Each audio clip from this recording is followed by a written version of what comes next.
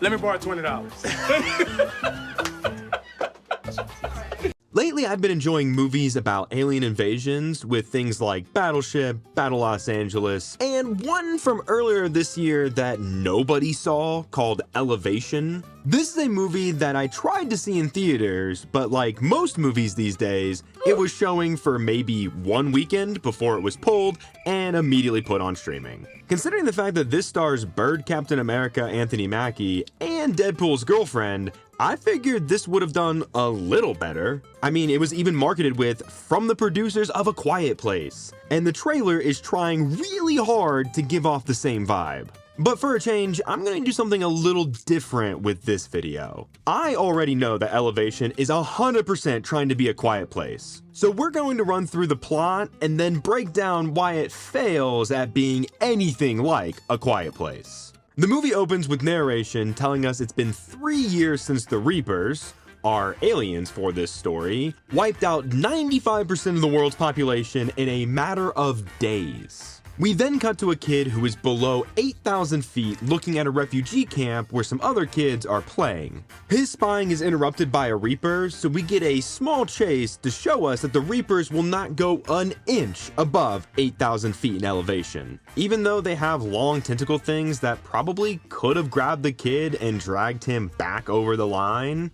Don't think about that too hard. But this kid is Hunter, and he's also on oxygen, and part of the reason he was below the line is because he was visiting the last place he saw his mother, and he's the only kid at his refugee camp. Will is our main character, who besides being Hunter's dad and having a dead wife, we don't really learn much about him. Also in this camp is Nina, who is working on a way to kill the Reapers, and Katie, who is Will's wife's best friend, and she also has the hots for Will. That night, Hunter's oxygen acts up, so Will ponders over a map of the city of Boulder about going to get some more. The whole plan he's come up with is to go down to the hospital to get more filters, and he thinks it'll be easy and doable because he's going to use mine tunnels to bypass going below the line at certain points. A year ago, Nina went on a mission to her lab in Boulder because she needed something that she believed would help her find a way to kill the Reapers. It didn't go super well, as she was the only one to return alive, and Will blames her for his wife going with Nina because his wife believed that she could make a difference and didn't just want to hide out on a mountain. Will is an idiot, but we'll talk about that later. So the next day, Will, Nina, and Katie head off to fight bulletproof metal monsters to get filters so Hunter can live another year or two before they have to do all of this again. Our trio head below the line to some blown up Humvees where they also find a grenade launcher and some more supplies. For some reason, Nina and Katie beef back and forth about how Nina got Will's wife killed, but Katie also wants to sleep with Will, which Nina brings up. This would be interesting, but spoiler alert, and if you're watching this, you clearly don't care about spoilers for a movie you shouldn't waste your time with, but they just argue like this until at some point they decide to become friends, and it doesn't feel authentic at all when it happens. They reach a ski lift and a Reaper shows up, so Will and Nina go to fix the lift while Katie just runs up the mountain in a panic. Just spit all over my screen. That's cool. She shoots grenades at it before continuing her run up, while Will is able to get the lift working. It's all so we can get a moment where Katie leaps onto the ski lift in this epic action moment, but she takes her time doing so Will has to hang on to her, while Nina just sits there yelling and screaming. The Reaper crashes the lift, and our trio makes a mad dash for the elevation line, succeeding with moments to spare. And now this brings me to one point that I am very confused about when it comes to this movie. How did they get that elevation line at exactly 8,000 feet on the dot? And two, who was the unfortunate soul who had to go around and put the fence up and not go over the 8,000 foot line?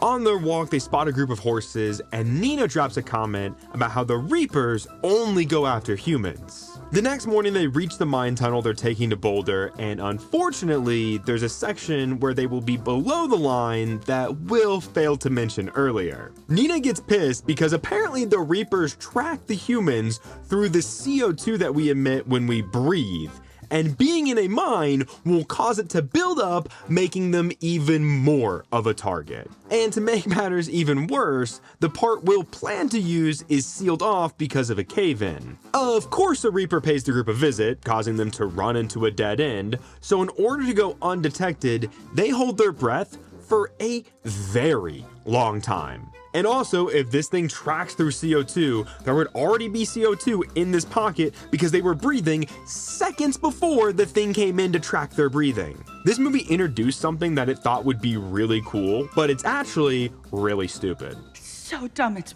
brilliant. No! It's just dumb.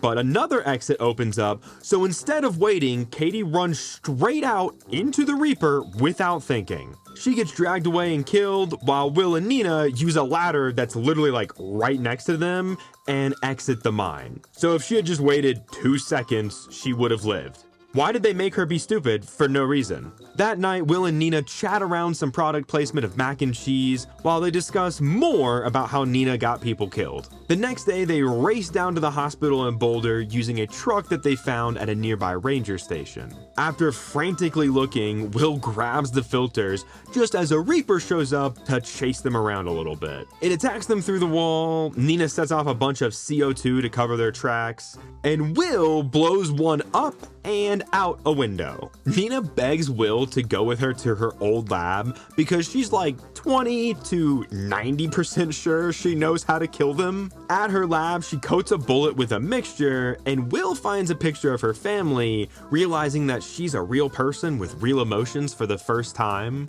Like seriously, this guy holds a grudge against this woman, but she holds like a PhD and was working at the university and is the only one that understands the Reapers, and she had a pretty good idea of how to kill them. And Will is upset because people went with her because they believed in fighting back.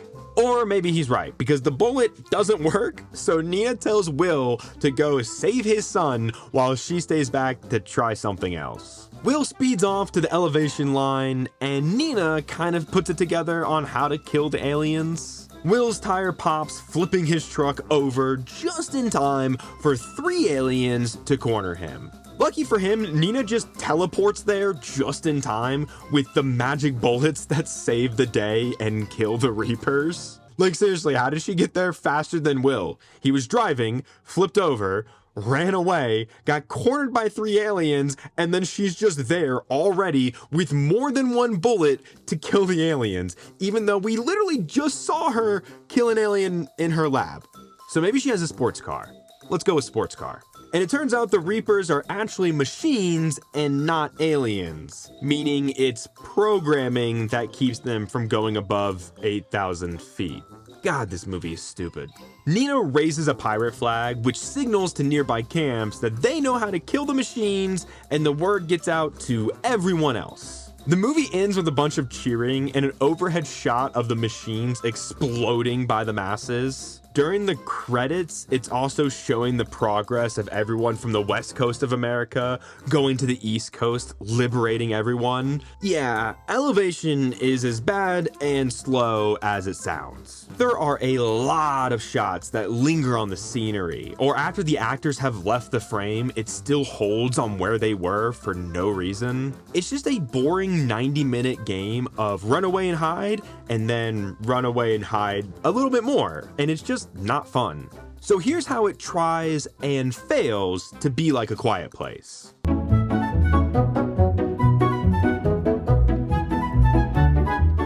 The world building in A Quiet Place is a great example of giving us enough to understand, but not much more than that. We know that these horrifying bulletproof aliens showed up on Earth and have next level hearing that they utilize in order to hunt us down. As we are introduced to the Abbott family, we see firsthand the dangers of this world when a literal child is the first death we witness in the first 10 minutes of the movie. From that moment on, we the audience know and understand everyone in this world is fucked, and these creatures mean business. Now let's look at how Elevation, from the producers of A Quiet Place, handles its world building.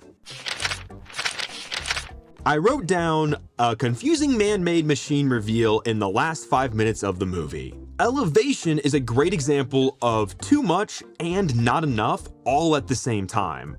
Nina tells us that the Reapers only hunt humans. We know they track us through CO2, they came up from the ground, and now we know that they are robots built by someone or something.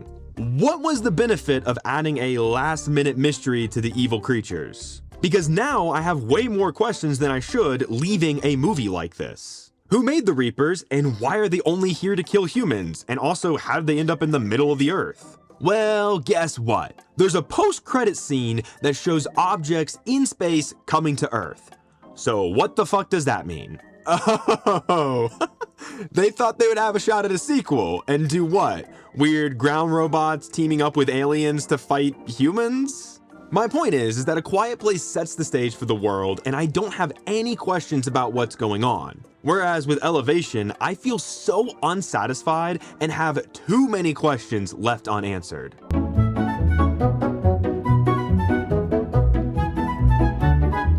I remember seeing A Quiet Place in theaters, and the experience of a mostly silent movie in a completely silent theater was absolutely incredible. The imposing threat of the Death Angels. Wait, they're called Death Angels? Oh, that's fucking cool. But their design and purpose was very clear. Use insanely good hearing to track down living organisms to feed and reproduce. It was nice to see that everyone had given up on taking the creatures out, and it's not until the second one that we learn their weakness is water, leading to the island of survivors. The Death Angels pushed humanity to survive in ways that a lot of people would not be able to accomplish, because complete silence 100% of the time would drive some people, if not most, insane. Elevation introduces the Reapers, a robotic beast that were created by someone or something to only kill humans. Humanity in this case was forced to go high in the mountains above a certain level of elevation in order to survive the Reapers. Unlike the chances of surviving in A Quiet Place, a lot of places would be well below the 8,000 feet mark, whereas anyone can technically be quiet. We also get to see the Death Angels actually take people out and be destructive forces of nature in A Quiet Place. But in Elevation, the only person we see get killed is Katie. That's it. So we're more told about how dangerous these creatures are than actually getting to see it for ourselves. I thought at least the fact that they track us by our CO2 output would come back in some interesting way at the hospital in Boulder, but it just never comes up again. Also, when Emily Blunt kills a Death Angel for the first time by figuring out its weakness, it is incredibly satisfying. Almost makes me forgive her for doing Jungle Cruise. The kill feels earned, and it feels good given it came shortly after John Krasinski's sacrifice. In Elevation, it just happens so suddenly, and again, Nina just teleports there, and then it comically explodes, leading to the credits showing us America being taken back. I think it goes without saying that there was a lot more planning and thought put into the Death Angels, as they are a much better force and have a more interesting quirk with the whole hearing thing. The Reapers are boring, and the 8,000 feet elevation thing isn't explored nearly enough to be satisfying or compelling enough for this story.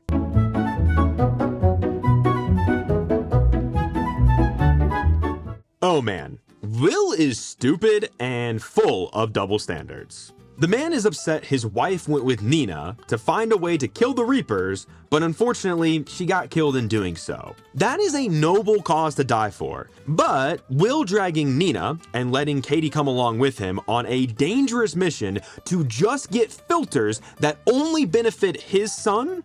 Yeah, no, that's totally fine. The hypocrisy is overflowing, my dude. It's even said that at some point he'll have to go back down for more filters. So at best, Hunter has 2 years before Will has to risk his life again. Elevation only gives us 3 main characters. One is there to remind everyone he's a dad, one is there to bicker with Nina, and then one is Nina. A Quiet Place gives us a family to follow, and all the way down to the kids, they each have a distinct personality and character traits. The dad is working on a hearing device for his daughter, the son struggles with the world, the mom mourns and deals with the loss of their other kid, and everyone is there to support and help each other at the end of the day. It culminates with Lee's sacrifice to save his kids, and you actually feel something because the buildup and attachment are present. The only thing the characters in A Quiet Place lose points for is having a baby in a world where being silent is the key to survival. I don't understand why Will can only be dedicated to saving his son and not interested in helping Nina find a way to kill the Reapers. They try to use the fact that his wife died on a mission for why he's so dedicated to saving his son.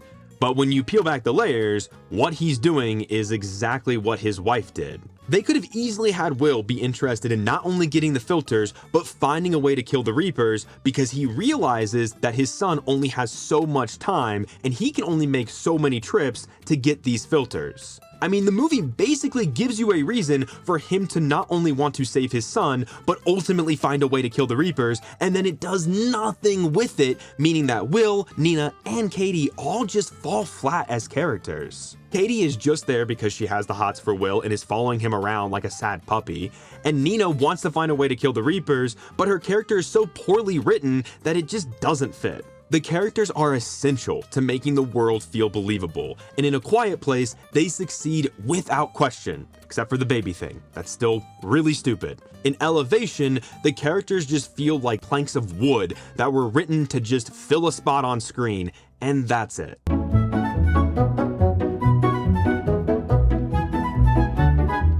A world where an impossibly tough alien wipes out humanity, and there's a key element that the aliens use to hunt us with, is the common element these two movies share. In one, we are given a clear picture of the stakes and what it takes to navigate a world where sound is killer. In the other, we have aliens that need canned oxygen to go above 8,000 feet, and that's about it. Elevation thinks it's being as clever and creative as A Quiet Place, but it's missing a lot of the things that made the latter successful and engaging. Movies like Bird Box, The Monster from 2016, and Don't Breathe all take hunting concepts and utilize them in unique and clever ways. The Reapers are missing an element that makes navigating them interesting because going higher up to get around them just isn't as fun. The Reapers almost do this with the CO2 breathing bit, but it only comes up once, and even when it's executed, it just doesn't make a lot of sense. Even without comparing it to A Quiet Place, Elevation is just a boring,